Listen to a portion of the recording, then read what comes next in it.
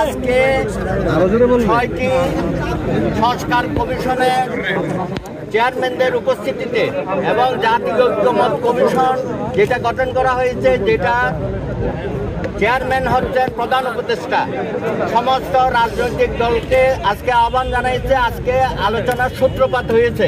আমি এটাকে নাম দিয়েছি প্ল্যানারি সেশন। পরবর্তী পর্যায়ে প্রত্যেকটা সংস্কার কমিশনের সাথে আমাদের আলাদা আলাদা বৈঠক হবে। তখন আমরা সংস্কার বিষয়ক যে প্রস্তাবনাগুলো আছে সেগুলো নিয়ে আমাদের মতামত এবং বক্তব্য আমরা দেব। ইতিমধ্যেই দেখা যাচ্ছে যে সংস্কার বিষয়ে আমাদের রাজনৈতিক দলগুলোর মধ্যে অনেক ভিন্নতা আছে এবং এই ভিন্নতা নিয়েও আমরা একসাথে চলতে চাই। প্রধান উপদেষ্টা বলেছেন আপনারা অনেক বিষয়ে একমত হবেন, অনেক বিষয়ে দ্বিমত হবেন। এটা অত্যন্ত বাস্তব কথা। তার মধ্যে মিনিমাম যেটা ঐক্যমতে আমরা পৌঁছাতে পারি সেই বিষয়টা তিনি অত্যন্ত গুরুত্ব সহকারে বিবেচনা করবেন। এবং তিনি এও বলেছেন আপনারা প্রত্যেকটি দল আমাদের এই সংস্কার প্রস্তাবগুলো নিয়ে যান, কোনটার পক্ষে আপনারা আছেন বা কোনটা আপনারা দ্বিমত করেন, কেন দ্বিমত করেন সেই ব্যাপারেও আপনারা আপনাদের বক্তব্য দেবেন। আমরা সেটা ওয়েবসাইটে দিয়ে দেব, যাতে দেখুক যে আপনারা রাজনৈতিক দল হিসাবে আপনারা কতটুকু বিচক্ষণতার পরিচয় দিচ্ছেন। বিচার, সংস্কার এবং নির্বাচন একে অপরের প্রতিদ্বন্দ্বী নয়। এই তিনটি কাজ একসাথে চলতে পারে। এবং আমরা এও বলেছি জাতীয় সংসদ নির্বাচনের পূর্বে স্থানীয় সরকার নির্বাচনের চিন্তা করাটা অত্যন্ত বিপজ্জনক হবে। যেই বিপজ্জনক পরিস্থিতি সৃষ্টি হবে সেটা সামাল দেওয়া তত্ত্বাবধায়ক সরকারের পক্ষে সহজ হবে না। সুতরাং সারা জাতি উন্মুখ হয়ে আছেন জাতীয় নির্বাচনের জন্য। জাতীয় নির্বাচনে আমরা চাই। পাশাপাশি আমরা প্রধান উপদেষ্টাকে বলেছি দয়া করে আপনি আপনার উপদেষ্টা মণ্ডলীর পরিধি বৃদ্ধি করেন, দয়া করে আপনি দৃশ্যমান হন, কঠোর হন। আইন শৃঙ্খলার চরম অবনতি, দ্রব্যমূল্যের ঊর্ধ্বগতি, সড়কে বিশৃঙ্খলা, এই কথাগুলো আমরা বলেছি। আমরা প্রচলিত পদ্ধতিতে নির্বাচন দাবি করেছি এবং শতকরা 95টি রাজনৈতিক দল সর্বাগ্রে সংসদ নির্বাচন এবং প্রচলিত পদ্ধতিতে নির্বাচন দাবি করেছে। আমরা আবারও বসবো। আমরা প্রধান উপদেষ্টাকে সমর্থন করতে চাই এবং বলেছি আপনি আমাদের সরকার, এমন কারো পক্ষে আপনার কোনো পদক্ষেপ নেওয়া ঠিক হবে না যেটাতে আপনার নিরপেক্ষতা ক্ষুণ্ণ হয়।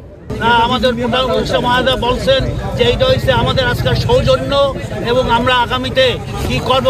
এই প্রথম পর্বের আজকের সমাপ্তি, দ্বিতীয় পর্ব শুরু হলো, এটা আমাদের উপদেষ্টা মহোদয় স্পষ্ট বলছেন। সেহেতু আমরা কিভাবে আগাবো, আগানের দৃষ্টিকোণ সেটা তিনি বলছেন যে আমরা বলছি আমাদের দলের পক্ষ থেকে যে আমরা প্রথমে সংস্কার চাই। এই সংস্কার করতে হবে, প্রয়োজনীয় সংস্কার করার পরে তারপর নির্বাচনে যে সমস্ত ত্রুটিগুলো আছে সেগুলা দেশ জনগণের কাছে ওয়েবসাইটে সব বিস্তারিত আসবে, সেখান থেকে জনগণের মতো আসবে। এরপরে আমরা বলছি, আপনারা জানেন প্রতিনিধিত্ব অর্থাৎ পিআরের ব্যাপার, পিআরকে আমরা জোর দিচ্ছি যে পিআর হলে তাহলে আর কোনো বৈষম্য থাকবে না, সবাই সেই সরকারে থাকতে পারবে। তারপর আমরা তৃতীয় বলছি যে এই যে আওয়ামী লীগ সরকার যেভাবে আমাদের ছাত্র জনতাকে খুন করছে এইটার বিচার হতে হবে।